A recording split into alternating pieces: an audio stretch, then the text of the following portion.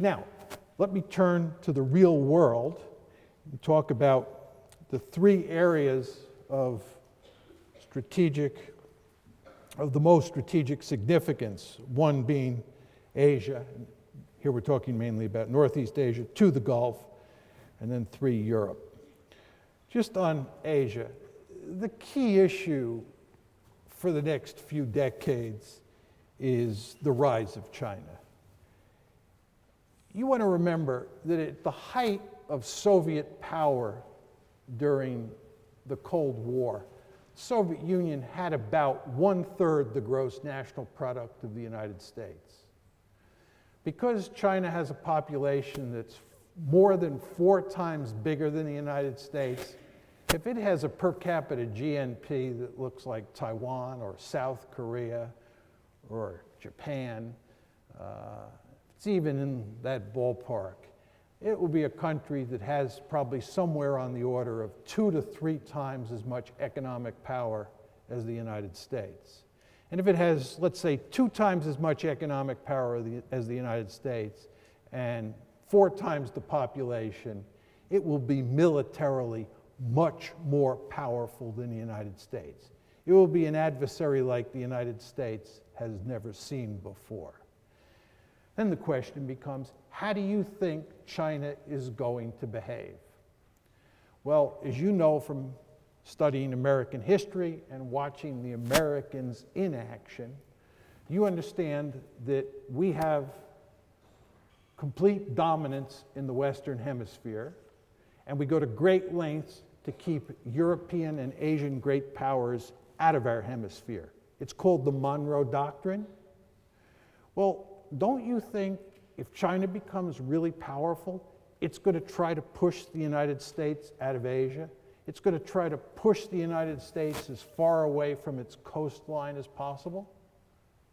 We don't want China or Germany or Russia or Japan or any other great power in recent times sending military forces into the Western Hemisphere. Again, this is what the Monroe Doctrine is all about. Why shouldn't we expect the Chinese to behave the same way? As my mother used to tell me when I was a little boy, what's good for the goose is good for the gander. You all know from having listened to American presidents speak, from having read the Bush Doctrine and assorted other pronouncements by past American presidents, that we are number one in the world and we intend to stay number one in the world. Why don't you think the Chinese will want to be number one in the world? We, the Americans, like the idea that we control the world's high seas. We control the sea lines of communications. Why do you think China wouldn't want to do that if it had the military wherewithal to make a run at it? It will. And of course, the United States will not tolerate that, because the United States does not tolerate peer competitors. All you have to do is look at what happened in the 20th century. We had a handful of peer competitors: Imperial Germany, Imperial Japan, Nazi Germany, and the former Soviet Union. The United States played a key role in finishing all 4 of them off, helped put all 4 of them on the scrap heap of history. The United States does not tolerate peer competitors. As soon as it becomes clear that China is getting more powerful militarily and starting to throw its weight around in Asia, the United States and China's neighbors will form a balancing coalition to contain China, just as we formed a balancing coalition to contain the Soviet Union. And indeed, you can see that balancing coalition already beginning to form in Asia today. So I think realism will be alive and well in Asia. Let me say a few more words on this. First of all, if you go to China today, realism is definitely alive and well. China is a realist country par excellence. I always receive a very warm welcome when I talk to Chinese groups or when I go to China. China is very receptive to realist thinking because the Chinese believe that balance of power politics is what international relations is essentially all about. I would also note to you that there are significant flashpoints in Asia where the United States and the Chinese, or China and its neighbors, could get into a shooting match. One is the issue of Taiwan. It's a very dangerous situation. Second is there are a number of island disputes in the waters right off the Chinese coast, some in the South China Sea, some further north. I wouldn't be surprised if the Japanese and the Chinese ended up shooting at each other over the Senkaku Islands at some point in the not too distant future. Do I think it's likely? No. Do I think it's possible? Yes. Korea? It's possible that North Korea could implode, in which case South Korea, which is closely allied with the United States, would cross the 38th parallel. Last time the Americans crossed the 38th parallel was in 1950 during the Korean War. That's what brought the Chinese in. Probably some of you in the audience don't know this, but the United States was in the Korean War from 1950 to 1953, and we were not fighting North Koreans after the summer of 1950. We were fighting the Chinese, and we were fighting the Chinese because the Chinese did not like the idea of the United States of America sending military forces across the 38th parallel and up towards the Yalu River, which is North Korea's border with China. So one can hypothesize, again, plausible but unlikely scenarios where a war between North Korea and South Korea breaks out and the United States and China get dragged in. So there are a lot of different scenarios in Asia where you could get a conflict. But regardless of whether you get a conflict, and let's hope you don't get a conflict, you're going to have, in my opinion, an intense security competition between the United States and China if China continues to grow economically. What about the Gulf? This is straightforward. I don't think there's anybody in the audience who believes that realism and power politics doesn't apply in the Persian Gulf. All you have to do is listen to the Americans and the Europeans talk about the Iranian threat. And as you know, Iraq invaded Kuwait in August 1990, and there's just all sorts of potential for trouble in that neck of the woods. The Israelis, who possess clearly the most powerful conventional forces in the region, could take a shot at the Iranians and could end up even fighting a war against the Syrians and maybe the Egyptians at some point down the road.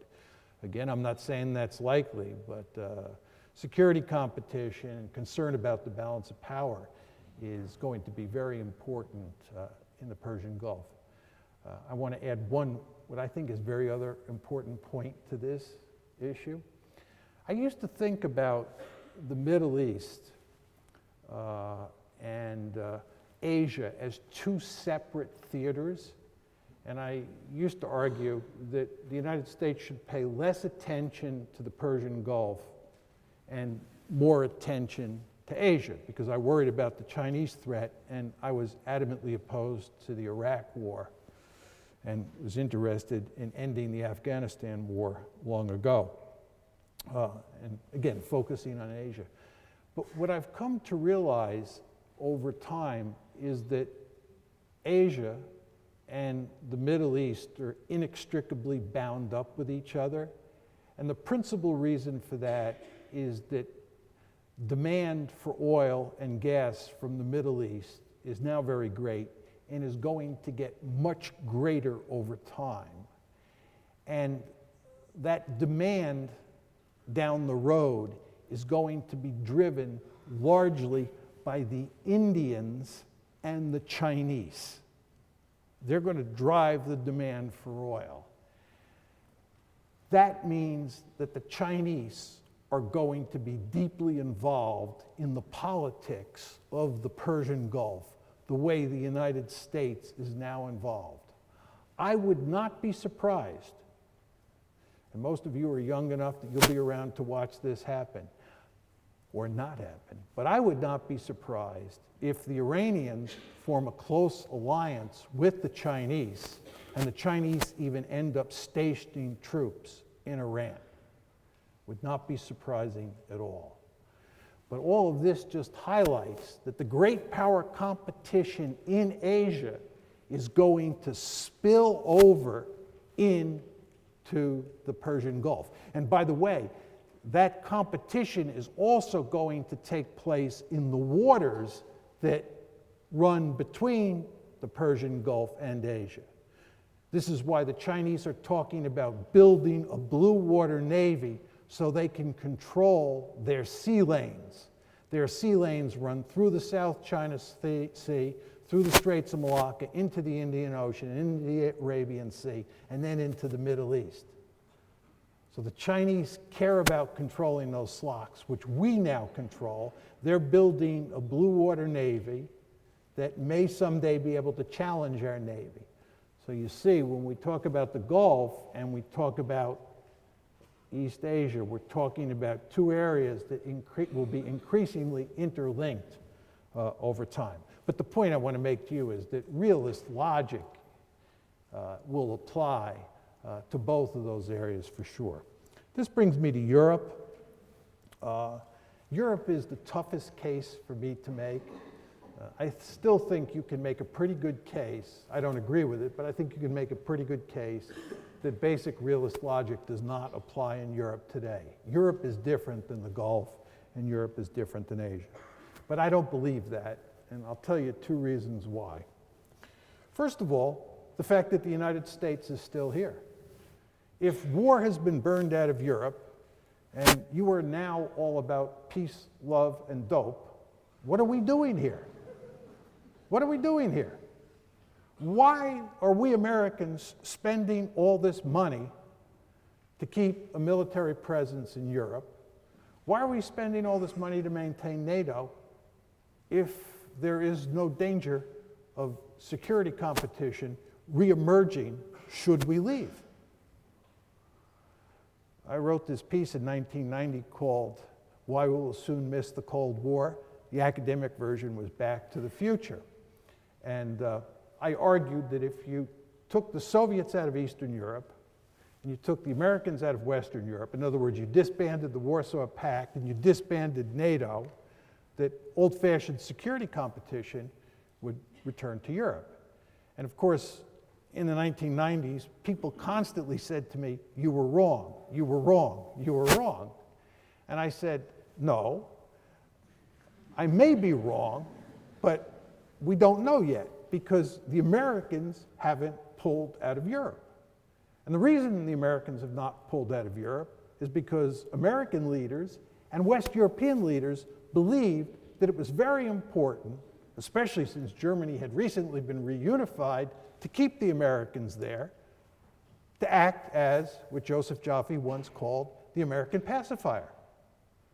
So I believe that if you were to take the Americans out, Europe would look a lot different.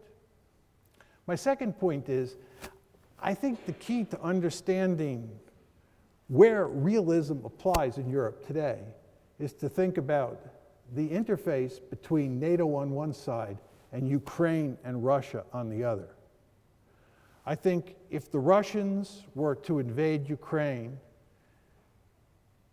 or there was a serious crisis between Russia and Ukraine where it looked like Russia might invade Ukraine, you would see security competition come to the fore in a very clear-cut way. I think it now sits below the surface.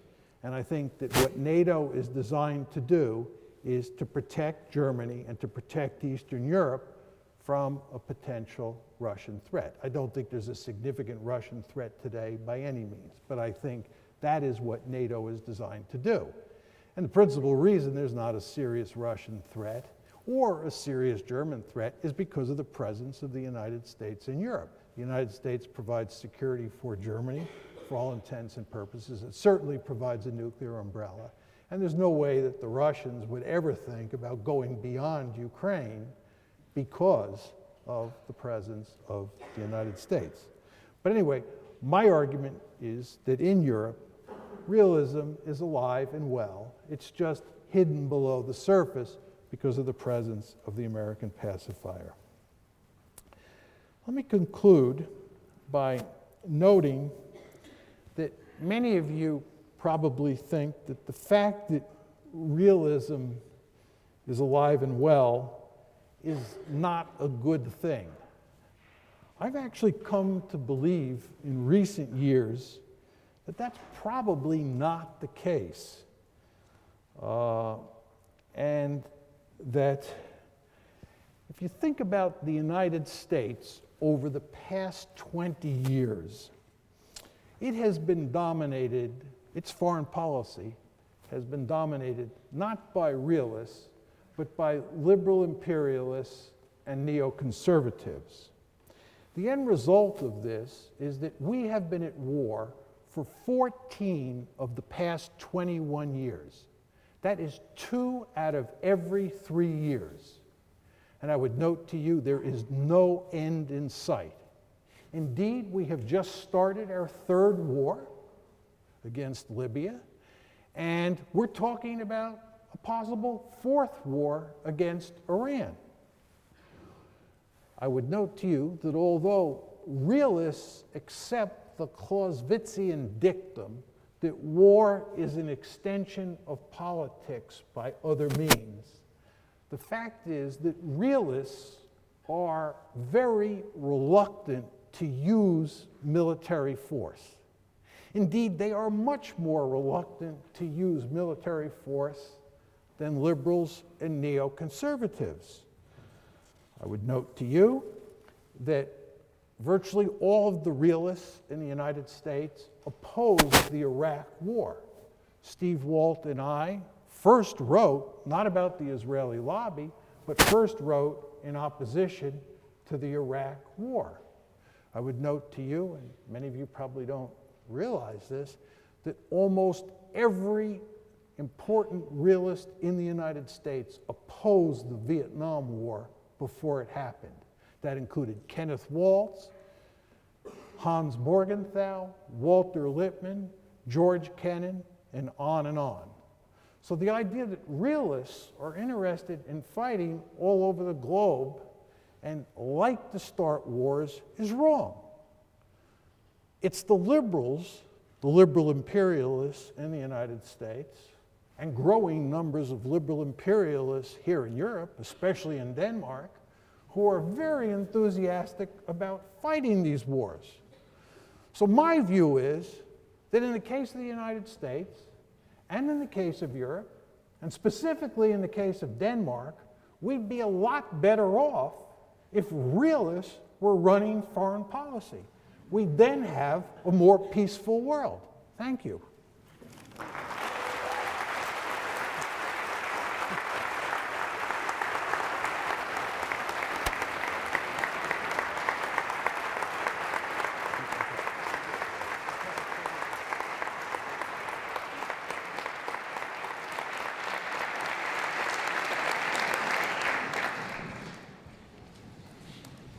Thank you so much. And now it's time for questions. People who want to ask questions will simply raise their hands, tell us their names, and state their questions as briefly as they can.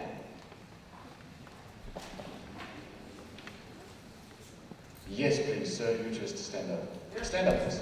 In the most recent issue of the General Content Market Study, which was dedicated to the CSDP and the European Union, stated the winning important argument about realism and CSDP. And it seems like the kind of structural realism is not really offering good enough understanding of CSDP and European Union security cooperation. But what you're replying, what is the structural realism offer students of European Union common security and defense policy? If it's okay, I switched off the other microphone that I had in my pocket, and I'll use this. Is there a CSDP? I mean, what are we talking about here? There's no common security and defense policy. The European Union doesn't have a foreign policy. The Europeans can't agree on anything. This is...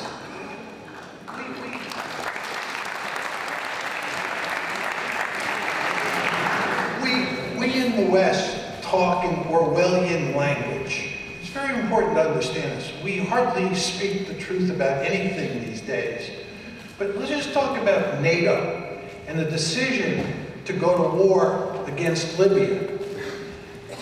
The French wanted to go to war and were really in very important ways in the vanguard, but they wanted to do it without NATO The Germans did not want to go to war against Libya and have not.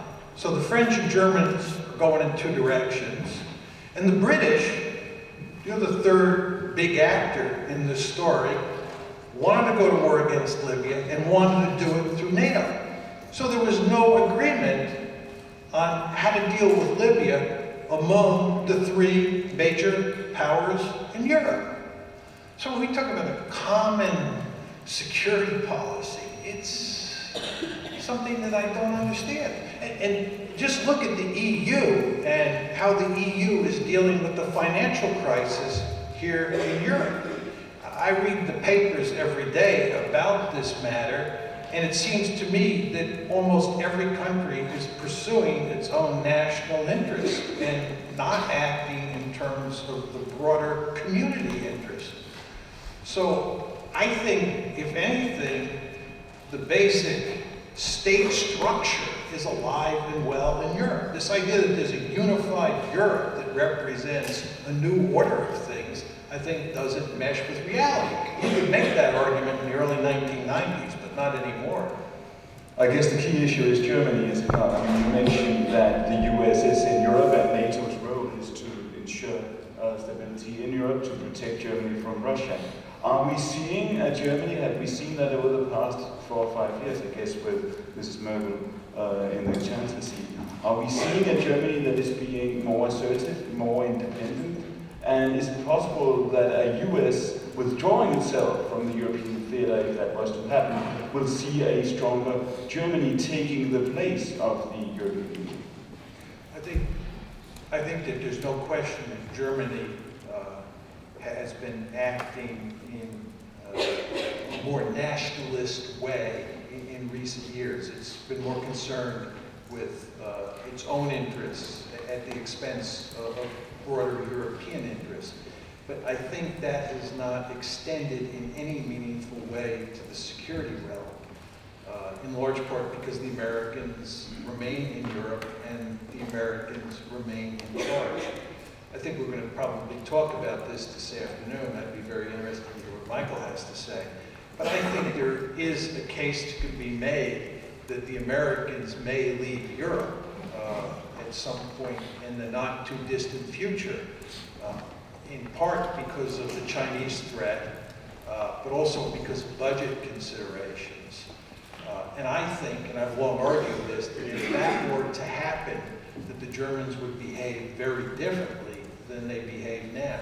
This is not to say that Germany would go on a rampage and try to conquer Europe. I'm not making that argument for 1 second. But my point is that if the United States were to remove its security umbrella, especially the nuclear part, from over Germany's head, Germany would have to think differently about its security policy. So how does a realist explain the French foreign policy at the moment? What is happening here? We have Great Britain and France. From many perspectives, these are states in decline. They're losing in global competition. They're losing to Asia. They're nowhere near as important in international politics as is the US, and we see them taking the lead on Libya. Is this compensation for the fact that they are in decline, or what's going on? I hate to admit it, but I think that French policy today, much like American policy today, has little to do with realism. And therefore, the theory fails us. This dovetails with my concluding remarks. I think that the Americans and the Europeans are basically led by liberal imperialists. And most Americans believe that we are the indispensable nation, that we stand taller and we see further. And we therefore have a right and a responsibility to get ourselves involved in the politics of every country on the face of the earth. And I'm sad to say that many Europeans have come to adopt that same worldview. And they're very comfortable operating with the United States outside of Europe to try to solve all the world's problems. A good realist like me would say that this is like chasing windmills and is going to end up in disaster. But unfortunately, not many people are listening to me. If you're able to make the statement through offensive attempt to surpass the security dilemma? His question, which is an excellent one, is that if you are able to distinguish between offensive and defensive military capabilities, don't you undermine my theory? And these are my words, but they capture the essence of what he was saying. You undermine my theory because you solve the uncertainty about intentions problem. And the way it works is, if he and I are competitors, and we can't discern each other's intentions, but we have access to defensive weapons or offensive weapons, right? We can signal what our intentions are by developing defensive weapons. In other words, if he develops defensive weapons and I develop defensive weapons, we then have no capability to take the offensive. So we are in effect signaling to each other that we are status quo powers. We accept the status quo and we don't want to use military force to undermine the status quo. So the basic argument that you laid out is right on the money. But there is a fundamental flaw in the argument, and that is that it is impossible to distinguish between offensive and defensive weapons, with the exception of nuclear weapons.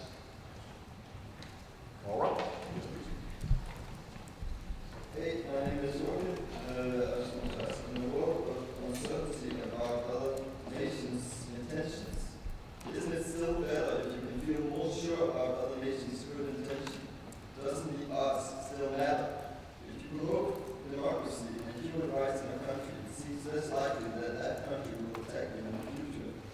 So is there still a realist argument to promote democracy and human rights? And second, would you agree that whenever realism lacks explanatory power, it is because we care about the people in other nations? So when we intervene in, say, Libya, it would be by realist arguments to minimize the risk of bad intentions by removing the army, or it could be simply because we care about Libyan civilians and hope they're not slaughtered. Either way, democracy and human rights is still worth promoting. Is that true? And finally, about Libya, a case where we have learned that outright occupation is not the way forward. Is it not right that there's a big difference between the occupation in Iraq and Afghanistan and the entirely humane mission in Libya? Would you really say that the Libyan mission is bad? Thank you. Okay. Those are excellent points. I obviously disagree with all of them. I think that there's no question that the United States and the Europeans believe that we have a right to promote democracy and protect human rights in countries all over the world. We believe collectively that we are indispensable and that it is our God-given right and responsibility to intervene here, there, and everywhere. And I simply don't believe that. I believe in self-determination. I believe that we should let the Libyans figure out what kind of political system they want to have and then live under that system, and so be it, and we deal with them accordingly. If it's democratic, fine. If it's not democratic, fine. I'm not interested in micromanaging the world. I do believe in self-determination. I don't believe we have a right or a responsibility to manage the domestic affairs of other countries. I can't prove that I'm right and that you're wrong, but that is my opinion on that matter. I would also point out to you that it's not clear to me that our interventions don't make situations in particular countries worse rather than better. I think that what we have done to Iraq is absolutely disgraceful. The idea that we have helped Iraq, I think, is absurd. And I think you could make a good case that our intervention in Kosovo in 1999 made a bad situation worse. remains to be seen how things turn out in Libya. But just to go back to Libya, your point was that this is a humane mission, that we're going there for human rights reasons. In the United States, we're still trying to figure out why we went into Libya, and what we're doing there, and how we're going to get out. It looks to a lot of people like the reason we went in was in part for humanitarian reasons, but also to get rid of Colonel Gaddafi and to promote democracy, whatever that means. But it's not clear to me, and I think it's not clear to most Americans what the mission is. Now, the final point that you made was that one could argue that promoting democracy in Libya and in other countries is a good thing because democracies don't fight against other democracies. And therefore, by promoting democracy all around the world, we're making the world more peaceful. This is basically the Frank Fukuyama argument. Remember, Fukuyama's argument was that democracy was spreading all over the world. Democracy was the final form of political system on the planet, and the end result would be boredom. I think if Fukuyama is right that democracy is spreading across the globe, we should let it take its natural course and not try to force democracy down people's throats at the end of a rifle barrel. And I would note to you that Frank Fukuyama was opposed to the Iraq War on exactly these grounds and abandoned the neoconservative movement in favor of becoming a liberal imperialist because he did not think you could spread democracy at the end of a rifle barrel. So even if democratic peace theory holds, and I do not believe it does, but even if it does, it's better to let democracy sprout forth on its own in countries like Libya and Egypt, and not have the United States and its European allies trying to shove it down people's throats.